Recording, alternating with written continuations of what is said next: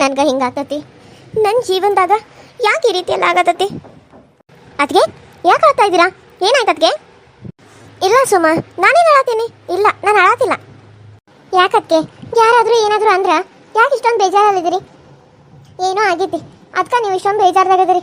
ಇಲ್ಲ ಅಂದಿದ್ರ ನೀವು ಹಿಂಗೆ ಇರ್ತಿರ್ಲಿಲ್ಲ, ಆರಾಮಾಗಿರ್ತಿದ್ರಿ. ಅಳಾಕತ್ತಿದ್ರಿ, ನನ್ನ ನೋಡಿ ಕಣ್ಣೀರು ಒರೆಸ್ಕೋದ್ರಿ. ಈಗ ನೋಡಿದ್ರೆ ಏನೂ ಇಲ್ಲ ಅಂತೀರಿ. ಏನಾಯ್ತು ಹೇಳಿ ಅದಕ್ಕೆ? ಇಲ್ಲ ಸುಮ, ಏನಿಲ್ಲ. ಯಾರು ಏನು ಅಂದಿಲ್ಲ. ನನಗೆ ಯಾರು ಏನಂತಾರ? ಯಾರು ಏನಂದಿಲ್ಲ. ನನಗೆ ಹಂಗೆ ಮನ್ಸಿಗೆ ಬೇಜಾರಾಗಿತ್ತ. ಅಪ್ಪ ಅವನ್ನ ನೋಡೋವಂಗಾಗಿತ್ತು, ಅದಕ್ಕೆ ಅಳಾತಿದ್ನಿ ಅಷ್ಟೆ. ಹೌದಾ?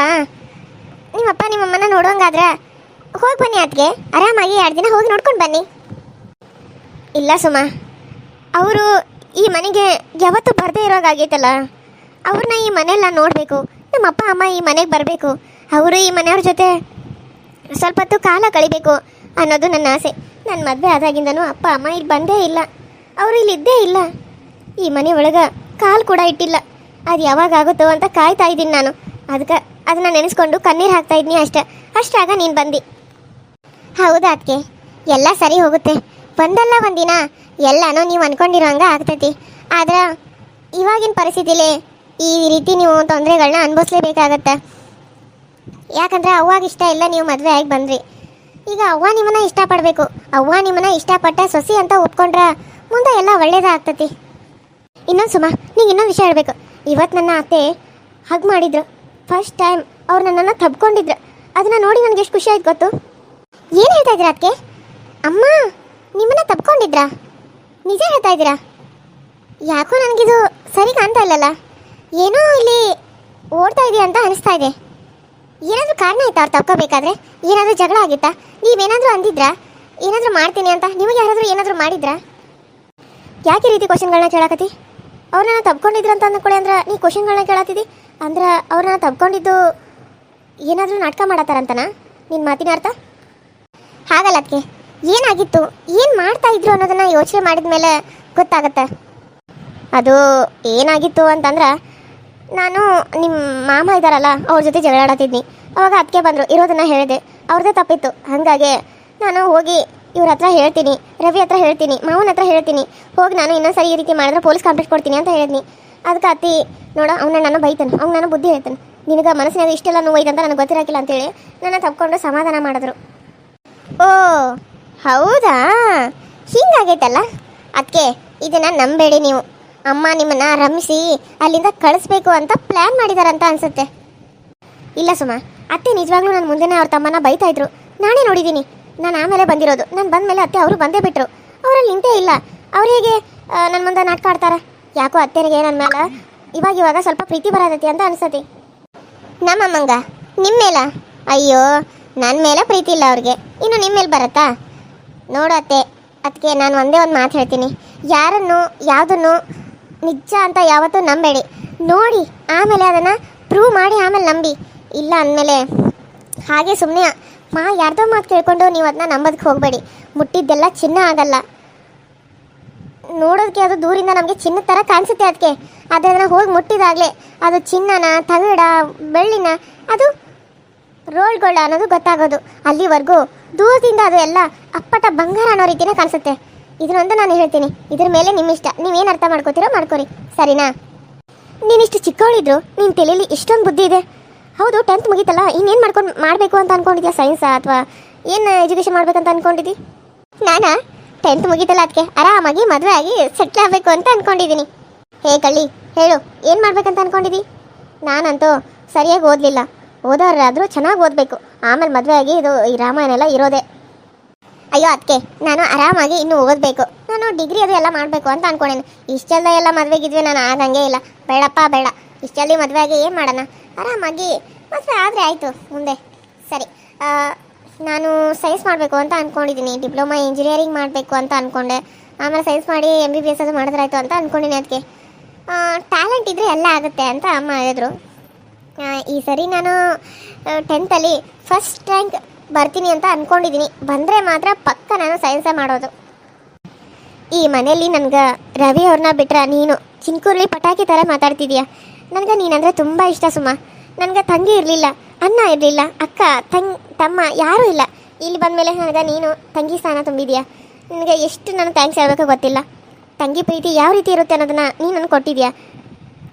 ನಿಜವಾಗ್ಲೂ ಥ್ಯಾಂಕ್ ಯು ಸುಮಾ. ಅದಕ್ಕೆ ಇಷ್ಟಕ್ಕೆಲ್ಲ ಥ್ಯಾಂಕ್ಸ್ ಹೇಳಿದ್ರೆ ಅದಕ್ಕೆ ನಾದಿನಿ ಮಧ್ಯೆ ಪ್ರೀತಿ ಇಲ್ಲದೆ ಮತ್ತೇನಿರುತ್ತೆ. ಇನ್ನೂ ಹೆಂಗಿರ್ತಾರೆ ಗೊತ್ತಾ ಇವಾಗಿನ ಕಾಲದಲ್ಲಿ. ಅದು ನಾವು ಇನ್ನೂ ಇಷ್ಟ ಅದು ಫೋನ್ಗೇನದು ಇದ್ದಿದ್ರೆ ನಾವು ರೀಲ್ಸ್ ಮಾಡ್ತಿದ್ವಿ.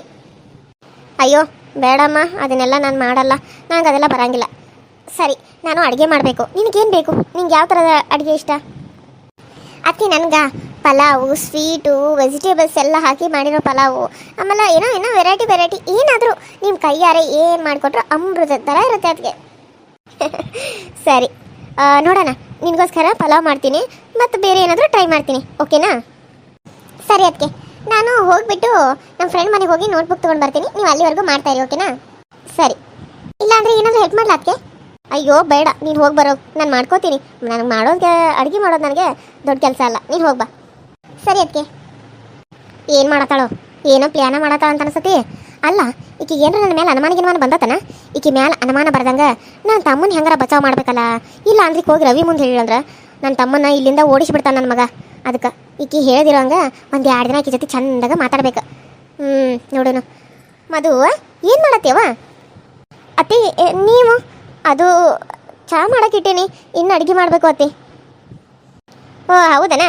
ನಿಮ್ಮ ಮಾವಾಗ ಚಹಾ ಬೇಕಂತ ಹಾಕೊಡುವ, ತೊಗೊಂಡ್ಬೇಕನ್. ಅಯ್ಯೋ ಅತ್ತಿ, ನೀವು ಐತೀರಿ? ಬೇಡ ನಾನು ತೊಗೊಂಡು ಬರ್ತೀನಿ ತಗೋರಿ. ನಿಮಗೆ ಯಾಕೆ ತೊಂದರೆ? ನಾನು ತೊಗೊಂಡು ಹೋಗಿ ಕೊಟ್ಟು ಬರ್ತೇನೆ. ನೀವು ಇಲ್ಲೇ ಕುಂದ್ರಿ ಬೇಕಾರೆ ನಿಮ್ಗೆ ಹಾಕಿ ಕೊಡಲಿ ಚಹಾ? ಅಯ್ಯೋ ನಾನು ಒಯ್ತಾನಲ್ಲ, ಹಾಕಿ ಕೊಡು. ಇಲ್ಲ ನಾನು ಒಯ್ತಾನೋ, ನೀನು ಅಡುಗೆ ಮಾಡೋಕ್ಕಿಡು ಪಟ.